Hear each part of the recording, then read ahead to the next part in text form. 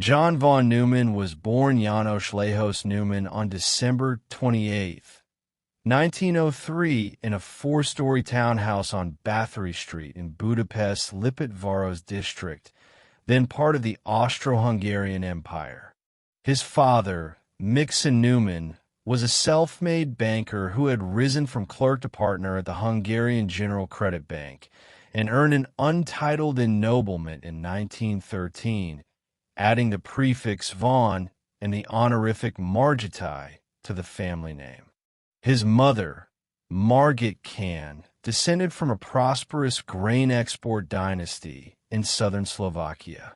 In a city famous for its coffee house intellectual culture, the Neumanns' dining room functioned as a private café central. Civil engineering uncles debated bridge load factors.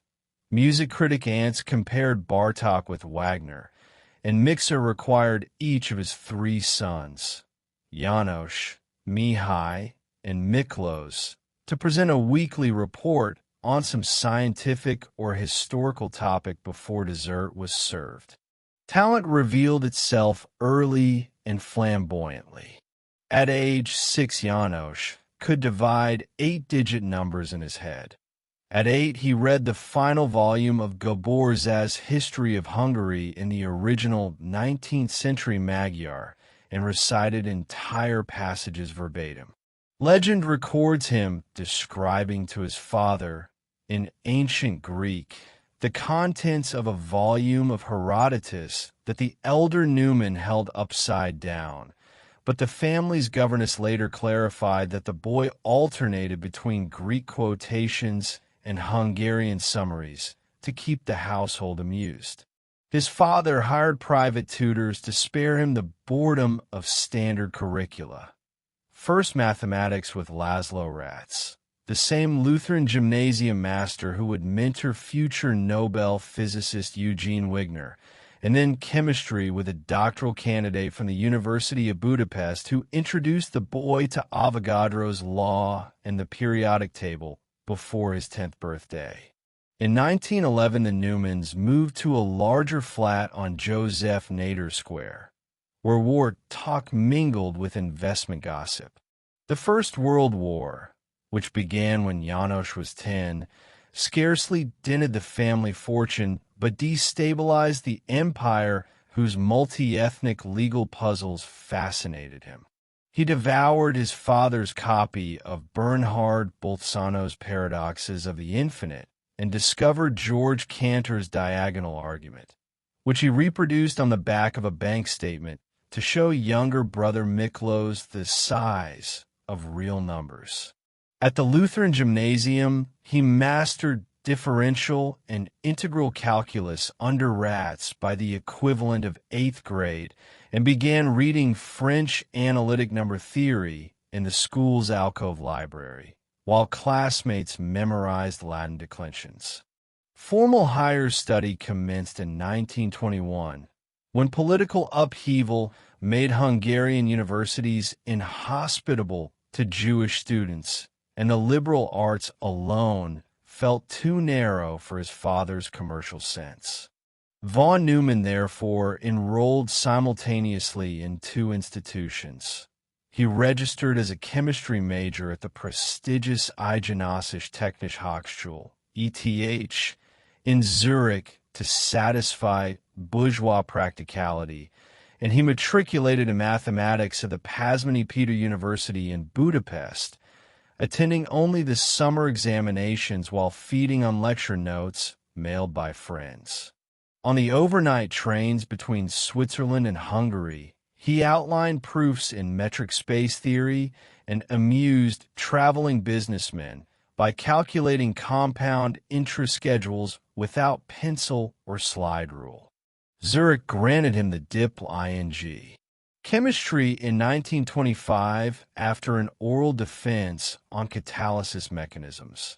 Budapest awarded him a Ph.D. in mathematics the following year for a dissertation titled The Axiomatization of Set Theory, supervised informally by Lipótváros.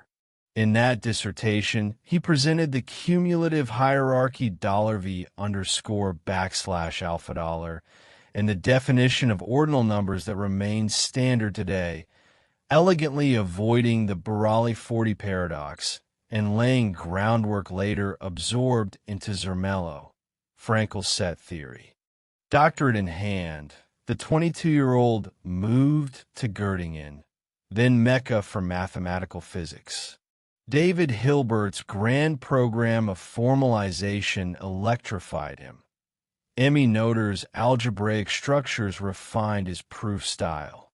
Within months, he produced a rigorous formulation of the measure-preserving ergodic theorem, resolving a decades-old gap in Boltzmann's statistical mechanics by showing that, under certain conditions, time averages equal ensemble averages almost everywhere in phase space. Göttingen's February 1927 physics colloquium witnessed von Neumann, dapper in tailored suit, rolling his own cigarettes, deriving quantum expectation values from Hilbert's base operators while Max Born nodded approval and Werner Heisenberg challenged boundary conditions. The resulting paper, Mathematische Begründung der Quantenmechanik, foreshadowed his 1932 magnum opus Mathematische Grundlagen der Quantenmechanik and introduced projection operators as the logical propositions of quantum systems. That same year, Albert Einstein invited the young prodigy to collaborate on unified field problem discussions set amid Göttingen's botanical gardens. Von Neumann's facility with tensors impressed even the aging Kaluza-Klein theorists, yet he found formal logic more seductive than speculative physics. He habilitated at the University of Berlin in 1927, becoming the youngest Privatdozent in the Weimar Republic.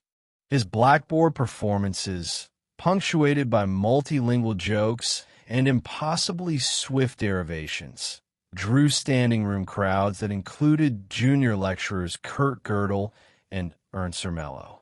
Over the next 3 years, he produced more than 30 papers on analytic measure theory, on almost periodic functions in collaboration with Frigyes Riesz, on a new proof of Carathéodory's conjecture, and on game-theoretic extensions of Brouwer's fixed-point theorem. He co-taught a seminar with Richard Courant, where he astonished participants by mentally factoring integral differential operators while chalk dust still hung in the air. German politics darkened, and Princeton beckoned.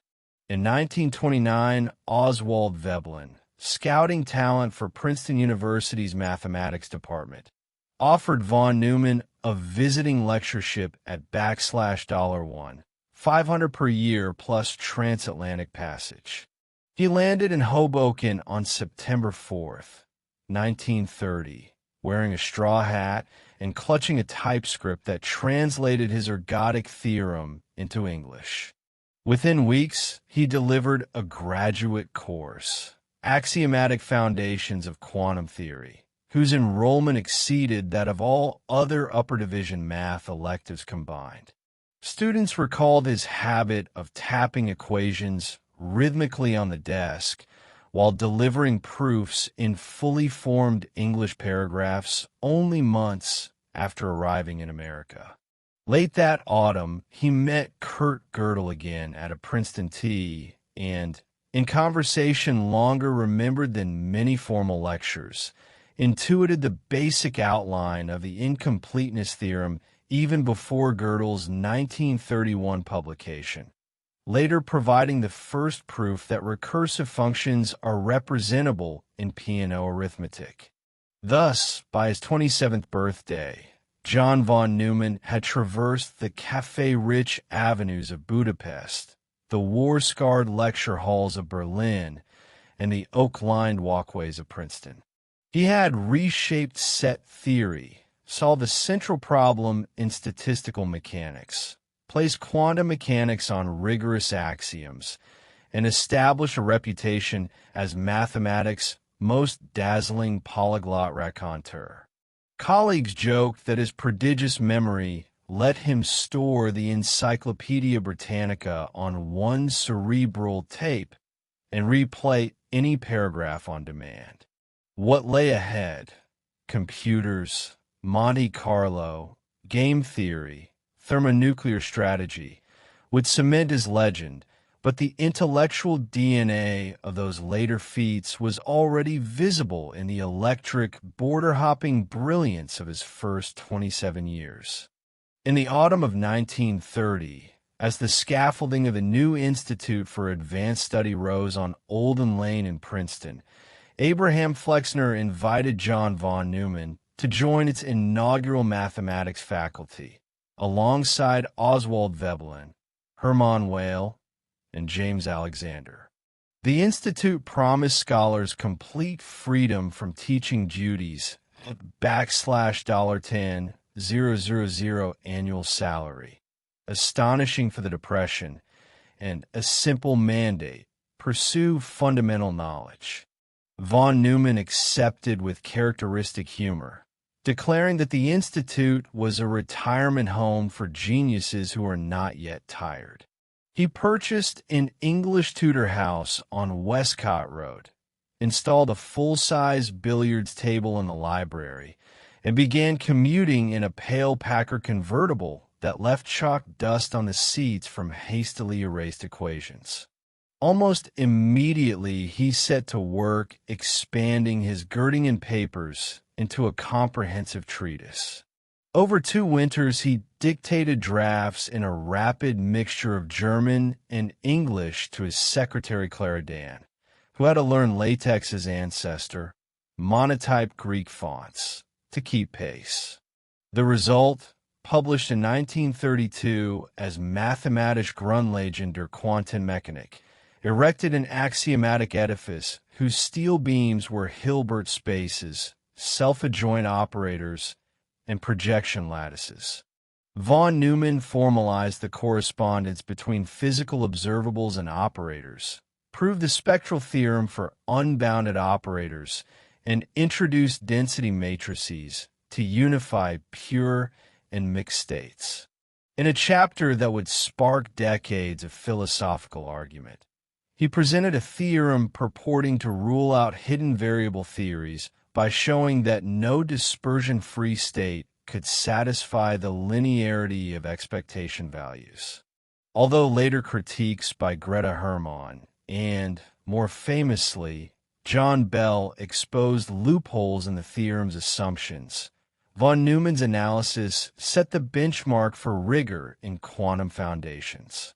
Operator algebras became his next frontier. Collaborating with Francis Murray, he classified factors into types 1, 2, and 3, defined the trace on type 2 factors, and conjectured properties of type 3 algebras that Tomita and Takasaki would prove a generation later. These structures found unexpected application in statistical mechanics, where von Neumann demonstrated an almost periodicity that reconciled reversible microdynamics with macroscopic irreversibility.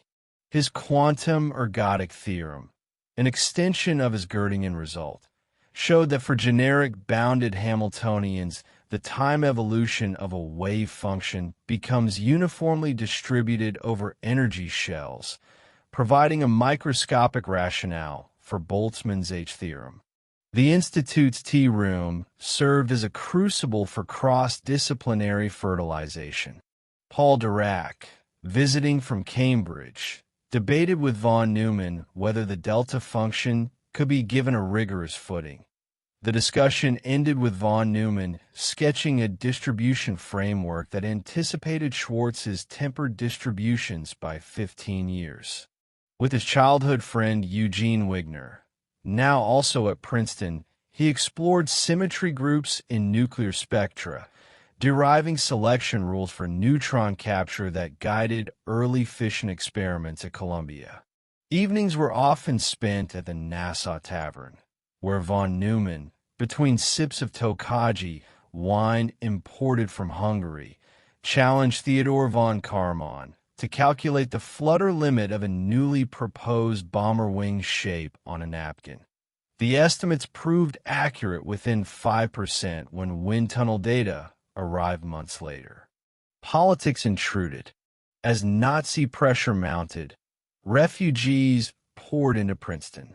Von Neumann used his growing influence to secure visas for mathematicians like Stanislav Ulam and Laszlo Tisza, arguing to U.S. consular officials that every brain you admit is worth a battalion you will not need to recruit.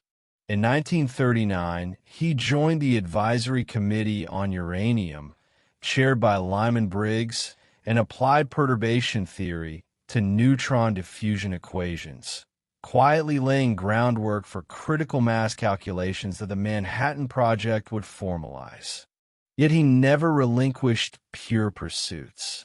In a 1940 paper, he solved an open problem in measure theory concerning mean convergence of Fourier series on groups with non-compact duals, work that André, while cited as proof that wartime has not dulled Johnny's scalpel. By the end of the decade, von Neumann had transformed quantum mechanics from a patchwork of physicists' heuristics into a logically coherent monument, created the mathematical language of operator algebras, and embedded probability at the core of physical law. His IS study, cluttered with half-smoked cigarettes and scribbled envelopes, became the epicenter of a new paradigm in which mathematics dictated the grammar of the quantum world rather than merely translating experimental hints. Colleagues joked that he had not so much extended Hilbert space as annexed it, equipped it with central heating, and invited everyone in for cognac. The stage was now set for him to turn that abstract power toward computation, war, and the design of machines that would crunch numbers at speeds hitherto unimaginable. World War II snapped von Neumann's attention from abstract operator algebras to problems of blast waves, neutron diffusion, and the engineering of devices whose destructive capacity exceeded anything seen on Earth. In 1940, he accepted a part-time appointment with the U.S. Army's Ballistic Research Laboratory, where his first task was to refine mathematical tables for shape charge penetration. He derived high-order finite difference schemes that reduced experimental error by a factor of 3 and won him a security clearance that opened the deepest levels of wartime physics.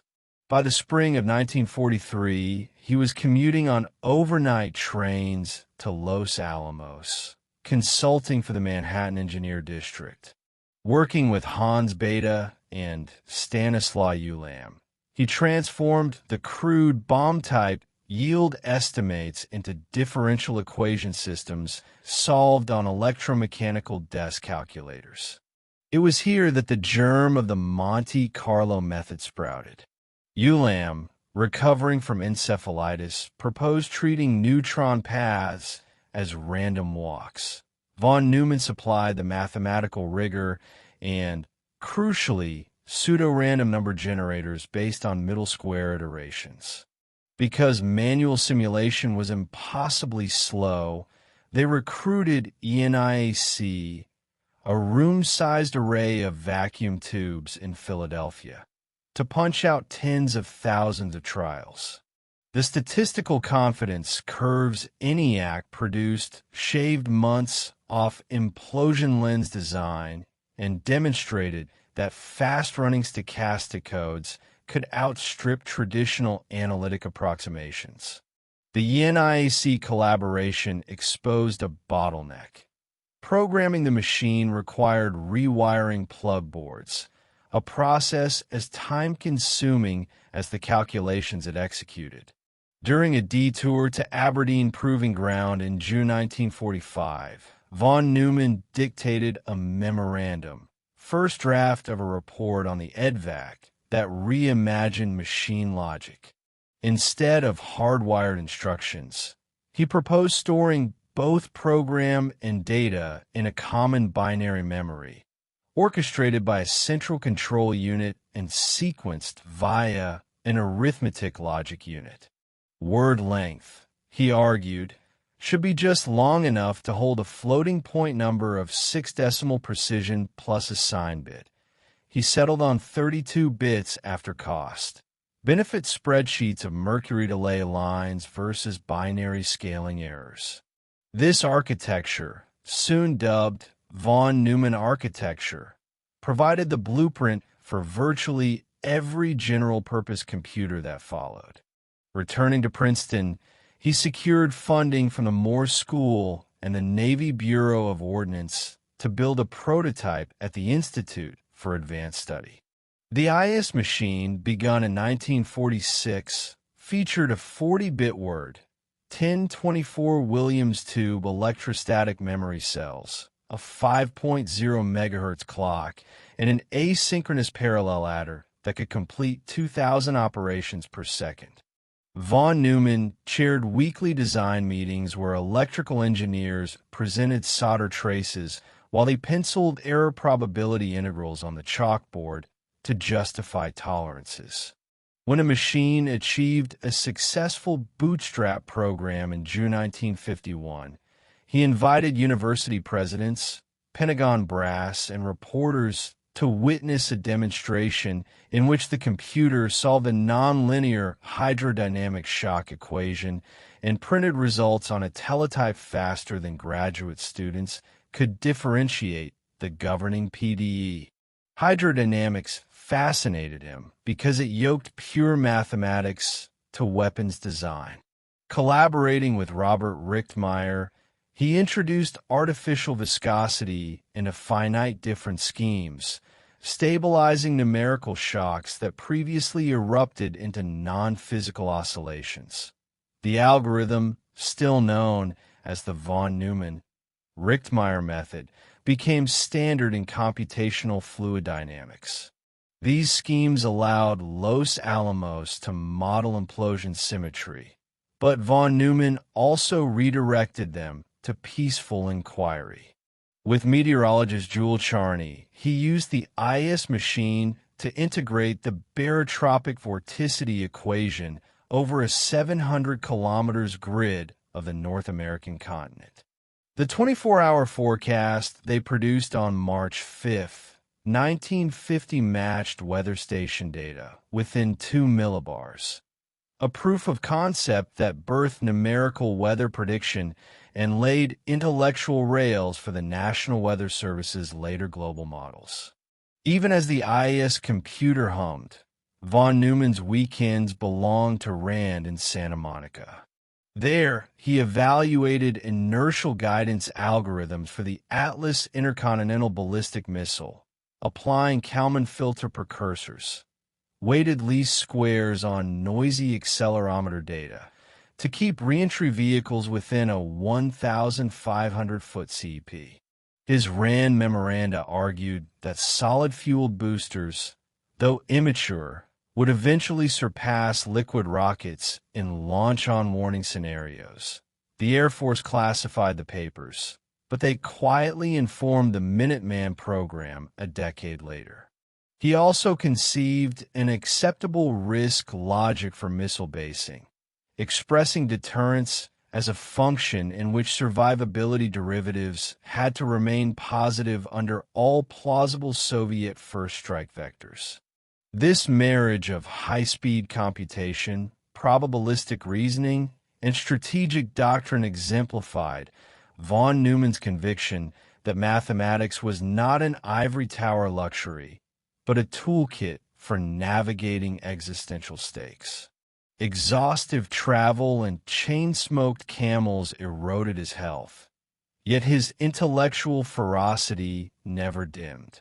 He patented a smoothing pseudorandom generator, lobbied the Atomic Energy Commission to fund transistor research at Bell Labs, and brainstormed self-replicating automata, abstract machines on an infinite cellular lattice that could copy their own description, a theoretical forerunner to modern nanotech and DNA computing. By 1951, Newspapers hailed him as the fastest mind on Earth, a sobriquet he dismissed with a grin, insisting the IS machine could now outpace him, and at least it doesn't demand Tokaji wine for lubrication. But colleagues understood the deeper truth. Von Neumann had ushered computation from electromechanical adolescence into a digital epoch, providing not only the hardware architecture, but the stochastic algorithms, numerical schemes, and strategic visions that would define the second half of the 20th century. After the IS computer came online, von Neumann shifted intellectual gears one last time, turning to strategic behavior, optimization, and the logic of lifelike machines. His collaboration with Austrian economist Oscar Morgenstern had already produced the 1944 tone theory of games and economic behavior. But the post-war years gave its abstractions urgent application.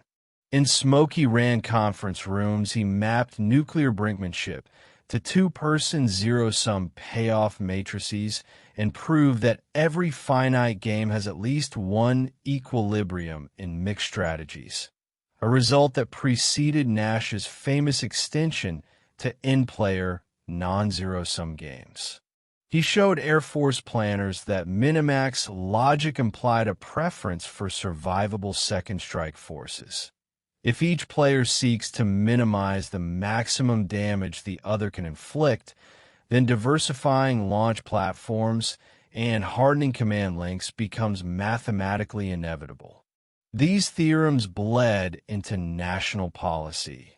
When President Eisenhower reviewed SIOP targeting options in 1956, briefing charts carried von Neumann's algebraic symbols next to arrows representing B-47 flight paths.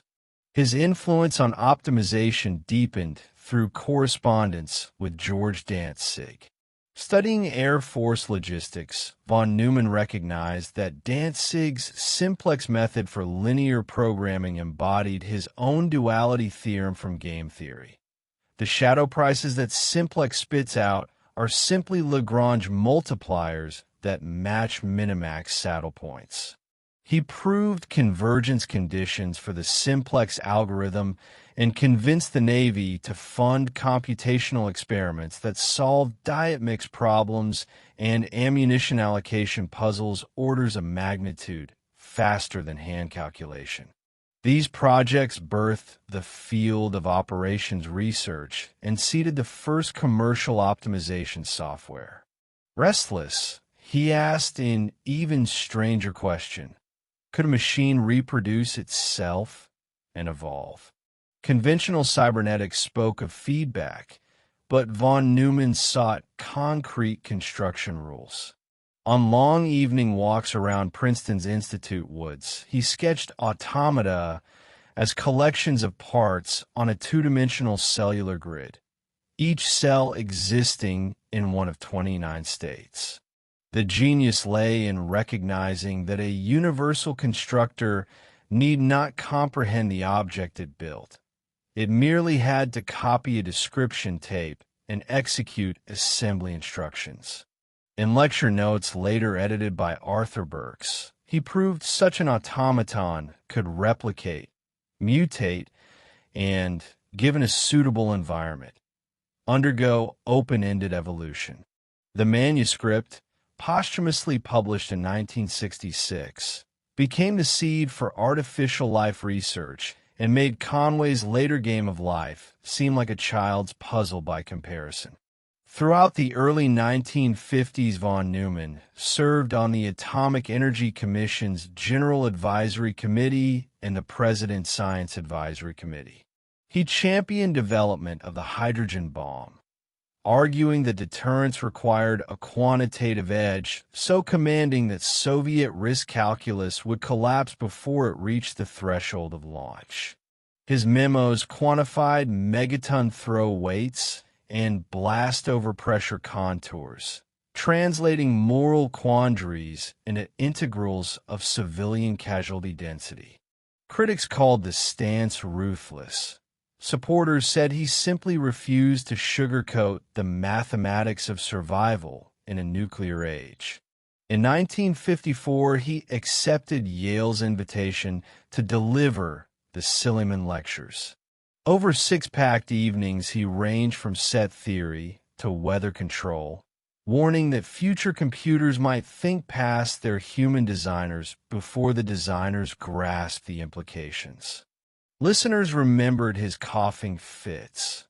He chalked them up to chain-smoking camels. But by early 1955, he was diagnosed with metastasizing bone cancer, likely the result of repeated unshielded visits to Pacific test sites. Refusing convalescence, he dictated memos from a wheelchair, urgently revising a report on distributed computing for the Air Force, insisting that separate processors linked by high-bandwidth channels would outperform any monolithic giant, a vision that foreshadowed today's internet clusters. Hospitalized at Walter Reed in early 1957, he continued to advise the Joint Chiefs, sometimes receiving top-secret courier pouches next to morphine drips. Visitors found him propped against pillows, solving differential games on scratch paper with trembling hands, apologizing when pain blurred his pen strokes. He joked that St. Peter would deny him entry unless he found an exact solution to Navier-Stokes. Still, he spent his final coherent hour explaining to a Catholic chaplain why transfinite ordinals suggested the metaphysical possibility of infinity made flesh. Von Neumann died on February 8, 1957, at the age of 53. The funeral at Princeton's University Chapel drew physicists, generals, bankers, and codebreakers into a single pew, each claiming a piece of his legacy. In the decades that followed, every digital computer bore his architectural blueprint. Every economics department taught his utility axioms. Every nuclear strategist invoked his deterrence calculus. Every artificial life conference traced its lineage to his universal constructor. He left no unified theory, only a mosaic of dazzling insights whose grout was intellectual audacity. Colleagues searched for a unifying secret and found only a comment he once tossed off between sips of brandy. Life is a miracle of compressing the universe's complexity into rules simple enough for the mind, then daring to act on them. That compression, performed again and again across mathematics, computing, economics, and strategy, remains the hallmark of John von Neumann's enduring legacy.